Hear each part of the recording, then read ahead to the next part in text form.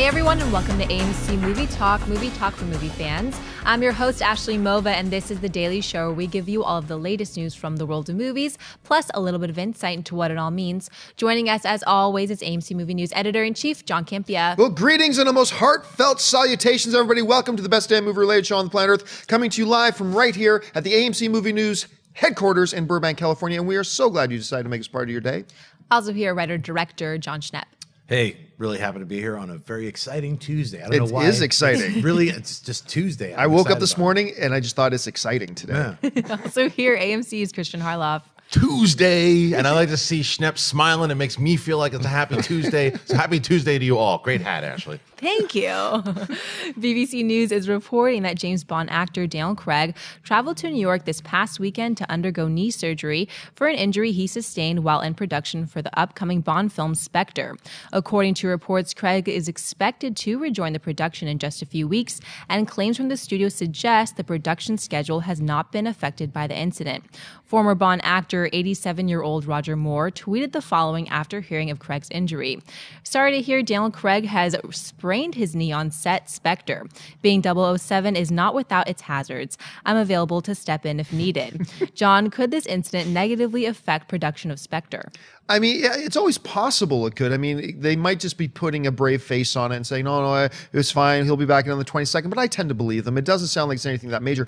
The only thing that makes me raise my eyebrow a little bit is like, he had to fly to New York to get the surgery done. There wasn't some, like, if it was really a minor little thing, was there nothing he could do closer? But hey, if you've got so much multi-millions of dollars invested in this guy, make sure he gets the best care. Why not? So I tend to believe that everything's fine and everything on schedule. Love the Roger Moore quote, though. I thought that was awesome. Anyway, Schnepp. Yeah, I certainly hope everything's okay. You know, knee injury is nothing to sneeze at. You know, it's very important to be able to walk, let alone run.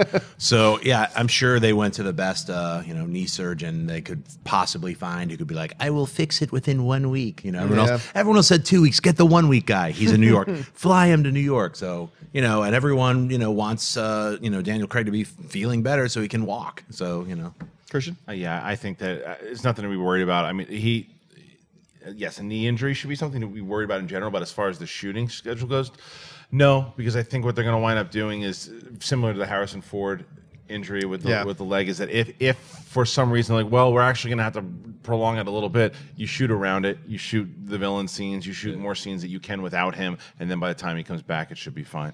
It's kind of funny, too, like the medical stuff they were able to do today. Like, I remember with Harrison Ford, although the Harrison Ford thing got out of hand, because at first the report was suffered leg injury. Right. And then it was broke leg. And then it was leg torn from socket, destroys hip. And then all these types of things. And these stories got worse and worse and worse. And then 40, and then we're here, it's like, no, man, we heard he's not going to walk for 6 months. And 2 days later, there's a picture of him walking out of the hospital just with a cane. Doing jumping jacks. It's like, So I'm sure they're taking good care of him. But man, it reminds me, though, of how excited. I'm glad the story came up. I'm not glad that, Daniel got hurt. But I'm glad the story came up because it reminds me about how much I loved that first teaser trailer for Spectre. I was really into it. So very excited for this movie. I really hope it doesn't affect it at all. I also think this is a great thing. Like, Deadpool and Spectre are both being shot and coming out the same year. That's crazy. Literally, Deadpool is 1 year, so they started shooting, it'll come out next year. But it's a 1 year schedule. Same thing with Spectre, which is exciting. We're so used to they're announcing a movie and it doesn't come out till 2018 or 2025. Come on, just get it done. As a fan, it's exciting to know we'll see it, and hopefully it won't delay anything. Maybe Christopher Waltz has an extra couple scenes being added. All right, what's next? It will come as no surprise to most people that the original planned ending for Fast and Furious 7 was much different from the one we got in the movie. Following the tragic death of Paul Walker, the production decided to switch gears and go in a new direction. Director James Wan explained the following. The original ending of Furious 7 was setting up, the bigger world of where the Fast and Furious franchise could go into. And that's obviously very smart of them to think so. But when the tragedy happened, all of that became irrelevant. So it did not matter anymore, all of that stuff. And to the studio's credit, they did not push for that. They realized how important it was to make a movie that finishes and that just outright is a tribute to Paul Walker. So I give them a lot of credit for being that bigger than that and going along with this ending that is the right ending to go with. Christian, was it the right move for the studio to abandon the original ending for the film? 100%. You could not have done this any other way. And by the way, Universal and everyone involved did such an amazing job with the way that they handled this. Yeah, they really did. Through the marketing, through the actual shooting of it, using Paul Walker's brothers, everything that they did. This should have been, rightly so, a tribute to Paul Walker, and it was. And the way that it is shot at the end, you feel him, you feel the love for him, and the original ending that they had. This movie did okay, did all right at the box office, they did all right. a little bit. So you can do whatever you wanted to do originally further down the line. There's not going to be an opportunity missed there. It would have been an opportunity missed had they not given Paul Walker the send-off, and they did it right. I'm actually of the mindset that I would have been completely fine had they stuck with their original plan. Like I think you said it perfectly. Universal did everything right with this. I've gone on about this, but it's really rare that you can say about a big Hollywood company, man, they just did everything right. And they really did you're right, from the marketing to the way they never once did I get the sense that they tried to capitalize on the tragedy of Paul Walker. They were always so respectful throughout it, stopping production, restarting it again. Now, because that's the way it is, I would have then been fine if they still got Paul Walker's brothers in, did all that kind of stuff, finished off Paul's scenes, and ended the movie the way Paul was originally going to end the movie, the way they were originally going to end the movie, instead of the next one. I would have been fine. It would have been cool, and it would have been just as good. Maybe not just as good, because the change of plans that they made, I think, was the best way to go. Like the other one would have been fine, but the way they did it, and I'm not going to spoil anything here, if you saw it, you know it was the way to go. I'm actually getting a little bit of chill just thinking about the ending again. It was just so well executed, so well done, and was the perfect follow-through to a perfectly handled situation from start to finish. So while I still believe, yep, if they went ahead and did it the way they originally planned, no problem, they did everything else right, but the way they did it was the best way. So I'm really great with it. Schnepp? See, I haven't seen the film. I'm seeing it this weekend. So without spoilers, can you say, did they leave it open for a Furious 8? Yeah. Oh, sure. Oh, yeah, Okay. absolutely. Absolutely, yes. All right. Well, yeah. I mean, all the comments that Juan had to say sounds great. So I'm actually, having not seen the film, but knowing that they changed the ending due to Paul Walker's death makes me feel better, knowing that they were respectful of it and made a conscious decision to just, hey, let's just not plow through and finish it the way we had intended. Let's make a conscious effort to change it and make it more of a fitting tribute to Paul Walker. So, well, that's what I meant, because like whatever the ending was to further the story, they're not missing any opportunities to do that, I think, because they could change characters, whatever it might be, to further the storylines into changing the franchise again, the genre, mixing it up like they did with number 5. Mm-hmm. Yeah. But you couldn't have done the way that they sent off Paul Walker, obviously, because this was when you left. This was literally everyone saying, "This is the love we have for this man. This is that. This is for him. This is what he meant to us," and you felt it. I was going to say something else, but it would be a little bit of a spoiler. So we'll let that go. Hey, folks, we've reached that part of the show for buy or sell. Here's how this works. In front of her, she's got a few other items in the world of movie news. She's going to run them down, and those of us at the table are simply going to say whether we buy it or sell it. So, Ashley, what do we got? The upcoming Fox film Deadpool is currently filming in Vancouver, Canada, and some pictures from the set have leaked out online. In the images, the cast and crew are shooting a scene that looks strikingly similar to the Deadpool test footage that was leaked out last year. Schnepp, do you buy or sell the theory that the Deadpool movie actually includes that scene from last year's leaked footage? Oh, yes. I enthusiastically buy it. That looks fantastic. You know what's so exciting to see pictures on set? I just love it. It reminds me of when I was a kid, when they used to release pictures on set all the time. It was just a way things worked. It gets you excited about the film. Hey, they're actually making it. And those pictures definitely seem to be coming from that animated test footage that Miller had put together to help sell with Reynolds, to help sell the idea of like, hey, let's do an R-rated Deadpool. And when it got released and the fans' reactions really helped push it through. So I think that's what hopefully they're doing, is a shot-for-shot recreation of the animated thing, only live action. So it's exciting to see it. Yeah, I am actually going to buy that this is that scene. I don't think what the situation here, though, is, as some people are speculating about, I don't think this is the filmmakers going, hey, you know what? That test footage worked really well. Let's work it into the script. Right. I think they had their script and they said, hey, if we're going to do this little test footage, let's take this scene from it and do it. And I do believe that this is the case. Now, we could find out it could just be another black Suburban turned over on its side with Deadpool killing the guys inside. Maybe there's 5 scenes of that in the movie. I don't know. But I do buy it. I buy that this is that same scene. And if it is, I hope they keep 90% of the same dialogue in it too, because I'll get a real kick out of that. Anyway, Christian? Oh, yeah, I buy it. I buy that it's the actual scene because from the reactions that it got, and not everyone saw it who's going to see the movie, but the people who did, you reacted to it, and it helped, I think, push along the fact that the studio goes, okay, yeah, we should definitely do this movie. And it'll be cheaper for them, you know, the fact that they, or not cheaper, but easier for them now. They have this design. They know that it worked. They know that it can work. The guy, Ryan Reynolds, voiced it in the footage. So to see that come alive, and it's never really, not that it's never been done, but it's never been done so publicly before. And it'd be kind of fun to see a little video that had so much popularity become part of the movie as a live action. So I do think it is. And I don't know.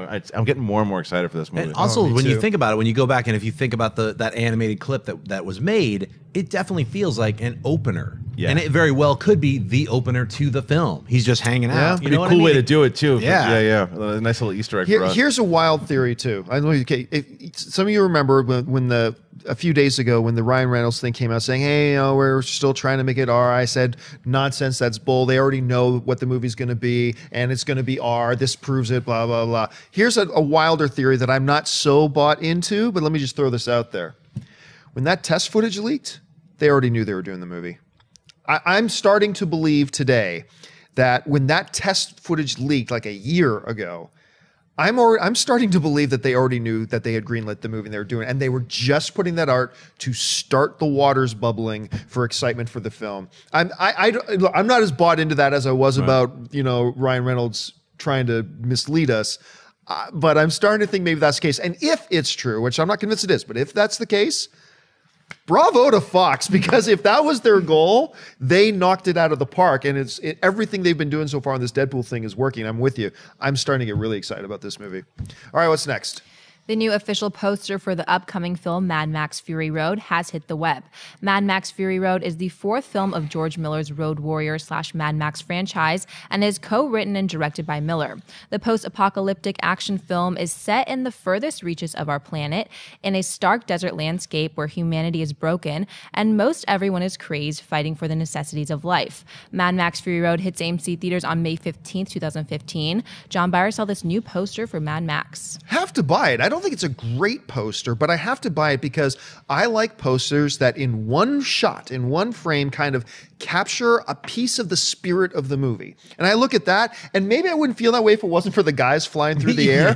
But the guys flying through the air is like, nope, that sells it for me. I think this does it. I think it detaches my head to the film itself and builds my anticipation. So on that basis alone, I got to give it a buy. Christian? Yeah, I buy it as well too, and I think that it's absolutely part of the guys jumping in. They're just, you know, they're on the road, Max, and whatever Charlize Theron's name is. They're on the road for your Furiosa. Is that what's really? That's her name? Yeah, that's pretty cool. So they're focused, and then it's chaos everywhere around them. It sets the tone. I haven't seen the film, but Schnepp, you can say whether or not it does. I think you say it will. It sets the tone of what that movie is. Everything this movie has done with trailers, and I saw some test footage of it. Not test footage, actual footage at WonderCon this year, and it looks exactly like the trailer did. That chaos of what George Miller has done. So I really enjoy this poster, so I'll buy it. Schnepp? Yeah, I fully buy it, and it's because of exactly what you said, that glee of seeing people flying in the air. Because if that wasn't in there, it was just them kind of, you know, in a blue sky, right, I would sell it. But that is the movie. That's what you're going. That's the experience of the film: is people jumping from car to car, running, strange dudes with shaved heads screaming. It's insanity. I mean, it's pure insanity. It's so much fun. That sounds like your house last Friday. It was my house last Friday. Well, I will say though, also, sorry to cut you off, but some of the footage, the way the action scenes, it moves at such a speed that the trailer does. Like, there's one scene that they show. I'm like, is this the pace of the whole movie? And then from people that I've heard, yes, it is. And if from we saw like a 3 or 4 minute scene, you're like this. You can't stop. You can't, because you're watching this intensity. I'm like, get me in the movie theater now, and then tie me down, because it's gonna. It's crazy. I can't wait to see this. Do you folks like coffee? I'm talking about like, this is adrenaline. This is nuts. This is crazy. Yeah. So the poster captures it for sure. All right, folks, we reached that part of the show for Mailbag. Listen, if you've got a topic or a question you'd like us to address on the show, you can email us anytime at amcmovietalk@gmail.com. Send on in your questions. Maybe you'll see your email on AMC Movie Talk, or maybe it'll be on one of our weekend AMC Mailbag shows. So for now, let's see what's in there. So, Ashley, what do we got? Ian Preston writes, I love you guys. Keep up the great work. Now, I know that Avengers 2 is going to be awesome, but I am worried that they are going to repeat themselves. Which would be worse for you guys? If they bring to fake killing someone off again, bringing them back from the dead, or to have the bad guys all shut down once you kill the one. I feel like both could happen, and it would be really disappointing. Keep bringing the filthy. You have nailed for me. Now, let me get this out of the way first. I totally believe this movie is going to be awesome, and I cannot wait to see it. And like, we're all going to go see it in 2 days. We're so excited for it. But you have nailed for me the two things I most do not want to see in this movie, and I fear could very well be in this movie. The one thing is the groundwork they have laid this whole time. Every movie, they kill somebody, but not really kill them. They've done it over and over and over and over again. And this is my biggest criticism of the Marvel Cinematic Universe up to this point, to the point that now there is no more dramatic tension when it comes to will the hero die here? Because you're not worried about them dying. Because even if they do die, Marvel has set a track record that they're probably just going to be back in about, 20 minutes. So, that is one of the mistakes they've made in this thing. I think they've overused that tool. But the second one, yes, we see it so often. We saw it in the first Avengers. We see it in Star Wars: The Phantom Menace. We see it all there.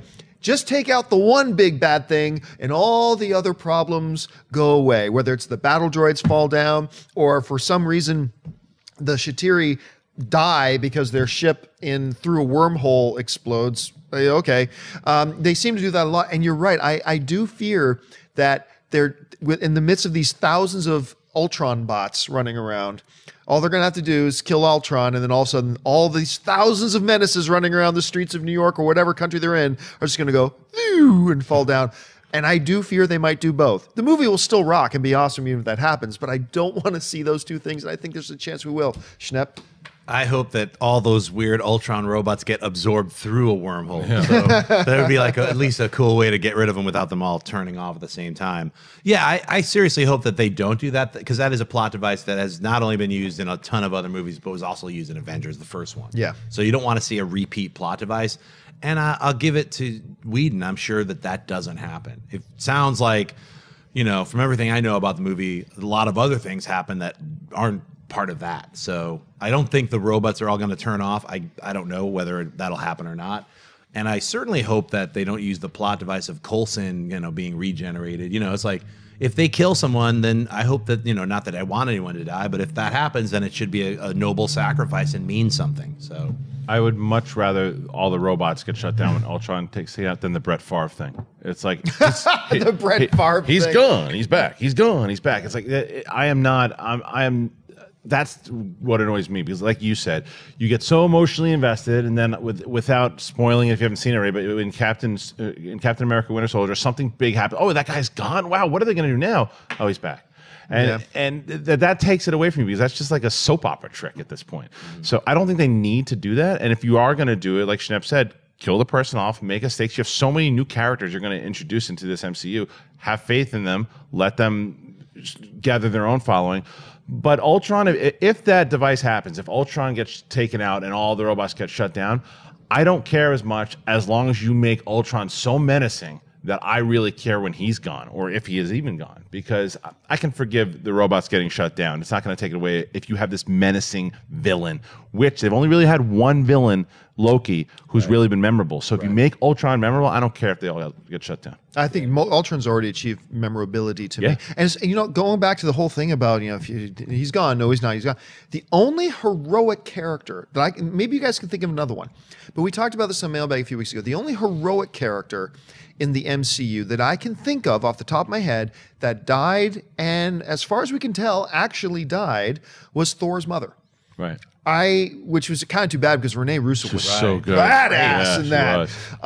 But can you think of any other heroes that died and actually were dead and stayed dead? No, but I can't off the top of my head. Yeah, no. All right, what's next? Alan Spinks writes, "Hi guys, love the show, watch it every day. I recently watched Nightcrawler and Gone Girl back to back. This may have been a big mistake because I went away from these well-made and well-acted movies hating both of them. The outcome of the two movies had a very similar theme. If you are good at manipulating people and are without remorse or compassion, you will be a success. In Breaking Bad or Scarface, the theme was more a cautionary tale where you will succeed for a while, but ultimately you are doomed, like Walter White. So my question is, do you think that Hollywood and TV are embracing the anti-hero too much and making things too noir?" I remember this issue came up a lot of years ago with the Clint Eastwood film $1 Million Baby. Little bit of a spoiler if you haven't seen. This is a really old movie now, so if it's a spoiler to you, tough. But it's warning, bit of a spoiler here, because at the end of the film, Clint Eastwood, he helps. I'm forgetting the name of the actress. Hilary Swank. Thank you. Two-time Academy Award winner Hilary Swank. He helps her commit suicide at the end.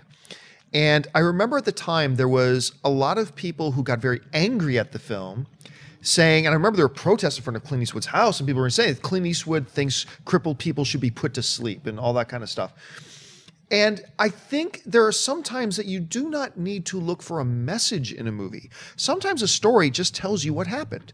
It's not necessarily the filmmaker telling you this is the way it should be, or this is a good thing, or this is a bad thing. It's just telling you the story and saying, in this story, this is what happens. Let you take away from that. Clint Eastwood does not believe people with physical disabilities should be put to sleep.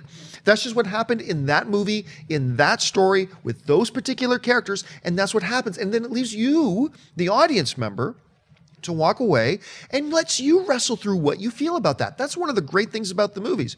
The message of Gone Girl, not that there is a message at all, but the message of the Gone Girl is not that if you're an underhanded, conniving thing, you can get away with it. Go for it. There is no message. That's just the story of what happened to these particular characters, and it ended that way. And it's up to you to decide whether it's a good or a bad thing, but it shouldn't influence at all your enjoyment of the movie or not, whether you approve of the message or don't approve of the message, because I guarantee you, Fincher wasn't looking to convey a message. He was just looking to tell a story, and that's what happened in the story. So anyway, that's the way I kind of see it. Schnepp, how do you see it? Yeah, I think Clint Eastwood, the only thing wrong with him is he talks to chairs with nobody there. That's otherwise he's a great dude and a great director. But speaking of Gone Girl and Nightcrawler, I mean, you're picking two movies out of like several thousand films that came out this year. And it's okay if Gone Girl, to me, Gone Girl was like about a dysfunctional relationship with two really horrible people stuck together. I mean, and they deserve each other. It's one of these horrible films, which also you're like, wow, I'm glad, that's a bad relationship. It makes you feel like any other relationship is amazing. You're like home runs compared to that one. So, same thing with Nightcrawler. You see, like, it's not saying that you have to be a despicable, horrible, ugly, manipulative person to win. It's that despicable, horrible, ugly person won in his weird game that he's playing. Ultimately, you don't know what's going to happen. It's just a story, and then it ends, and then maybe you get hit by a car at the credits. You really don't know. I mean, that's what I'm trying to say is it's a story, and you can't say that this is some kind of trend towards dark noirs are coming back. They've never left. It's just adult storytelling. So yeah, what it says about the viewer is that you got a good moral compass, dude. It's like, because if you're watching Nightcrawler and Gone Girl going at the end going, yeah, all right, then check yourself. Right. But the fact I understand for Gone Girl is a perfect example for me. I didn't love the ending as I'm watching it, but I thought it was the perfect ending for the story. But for me, I was watching it going, oh, really? Yeah. I get it. And I really... Because you want her to get hers at the end. You really do. And when you're watching it, you're watching this whole thing. Okay, how's this... Oh, yeah, it makes sense. It really does make sense. And the same thing with Nightcrawler. It really makes sense. But I can also understand someone saying, well, no, I don't want that to happen. Like for me, the last Paul Thomas Anderson movie, Inherent Vice. Right.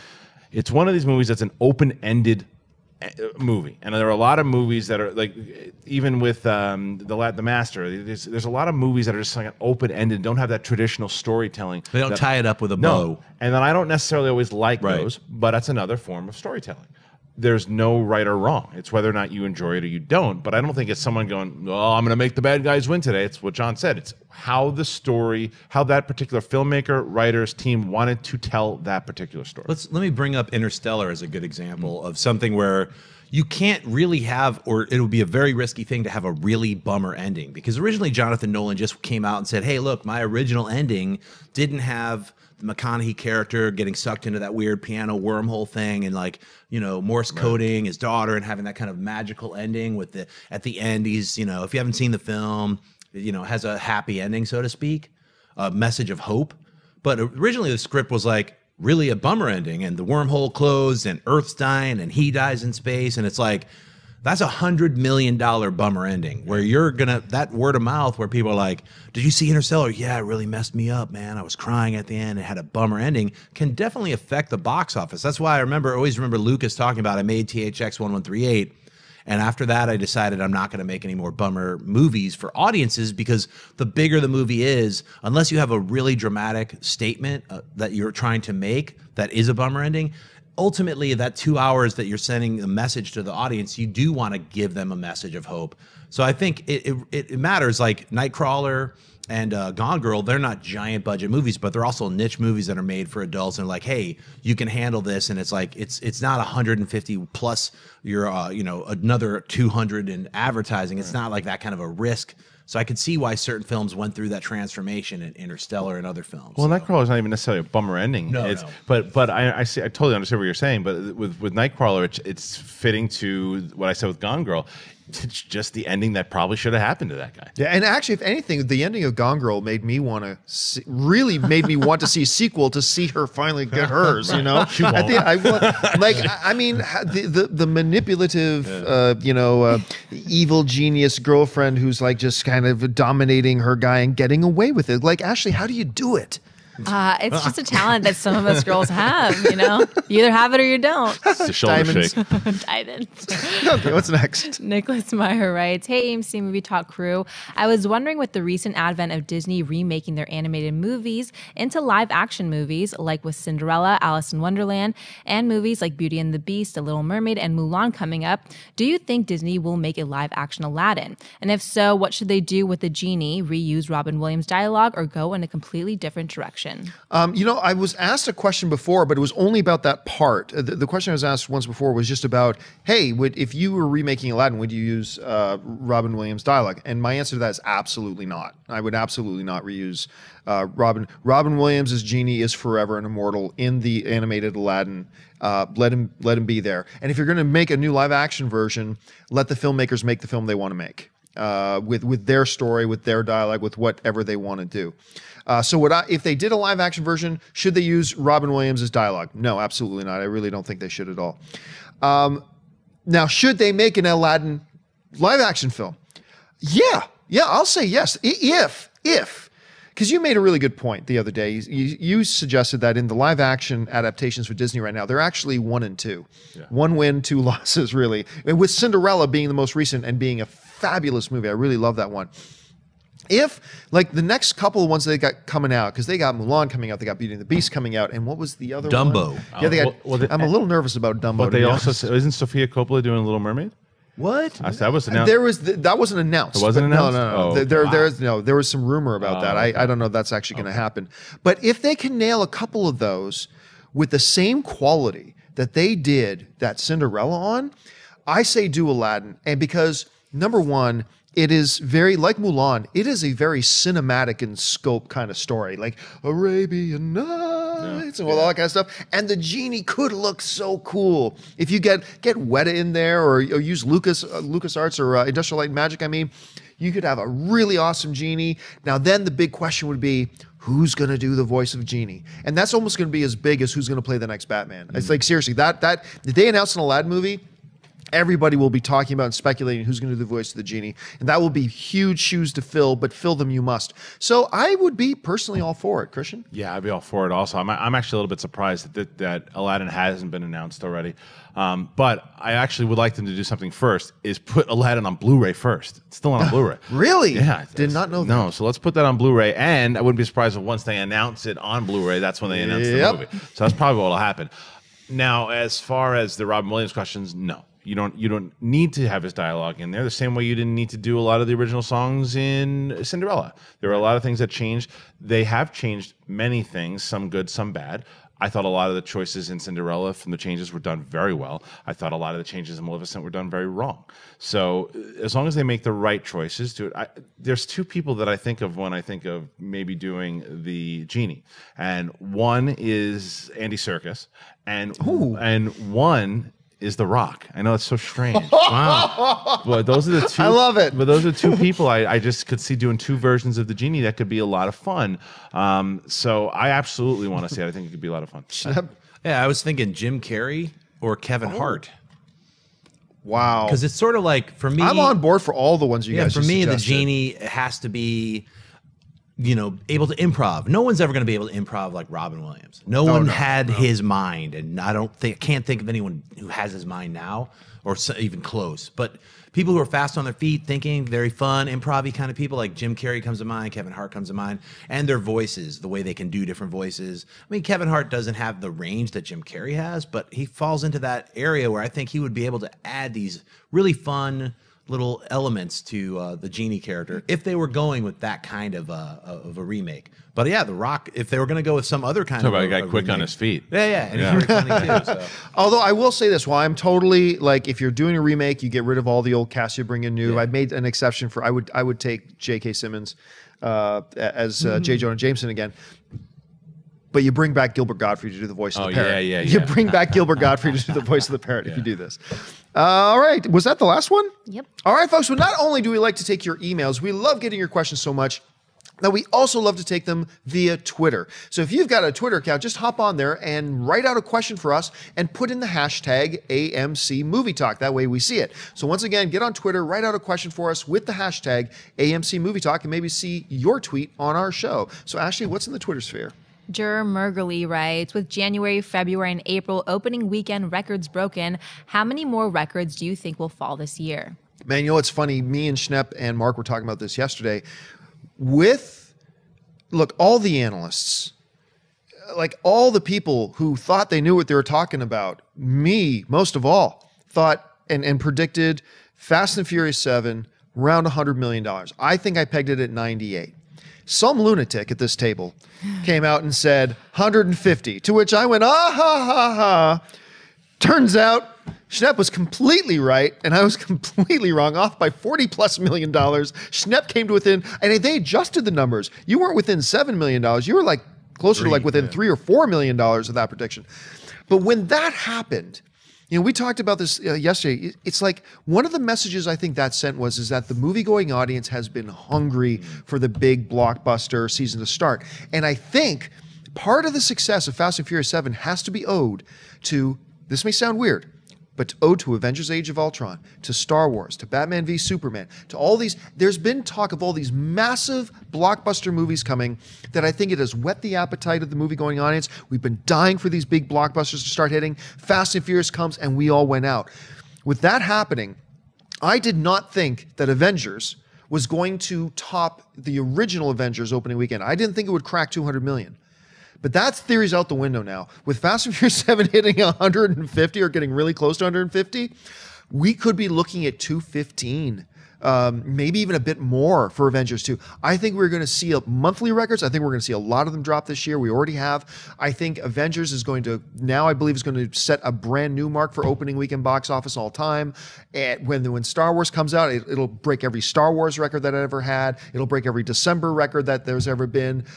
It's going to be a big, big year. And if these movies can be good, you're just going to see it snowball. Mm-hmm. You're just going to see a snowball effect. Anyway, Christian, how do you see it? Yeah, I think the weekend record could be broken, whether it's Avengers, probably not Star Wars because of when it's coming out, but I think it have a good shot. I think that yearly in movies in general, that record could be broken from both Star Wars and Ultron.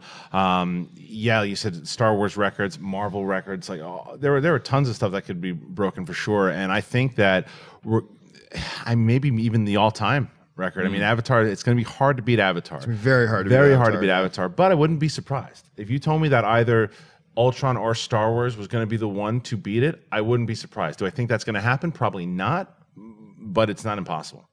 Yeah, I mean, this summer is packed. I mean, you also have Jurassic World. You have all these other Mad films. Max. I mean, Yeah. Mad Max is, it's like so many films. It's exciting, and you're right. I mean, just the Furious 7 coming out, it's like I'm behind on films. I'm like, I gotta catch up before all these avalanche of films comes out. Yeah, it's really exciting. I think Avengers Age of Ultron, if it's a really fun film, and if it's just as good as the original Avengers, it's going to just explode, because that's what people want. They want that. When we went and saw the Avengers, that we laughed, we enjoyed it. It was a fun action film. It was everything that we all imagined and wanted, since, you know, it doesn't matter if you're, you know, a kid seeing Avengers or an adult seeing Avengers. It had everything that you wanted in the Avengers, that from reading the comics as a kid up to reading the comics right now, they were able to take all that and put it in with all these big action stars and great actors and actresses. So you're hoping that Age of Ultron has that same flavor. If they even just get to be like equal to it, explosion, you know? Do you remember that same sense of giddiness and happiness and anticipation we had when we all walked in to watch Transformers 4? I'm not kidding. You remember how happy we're all? We're all so excited. We're the Dinobots, man. This one actually could be good. Yeah.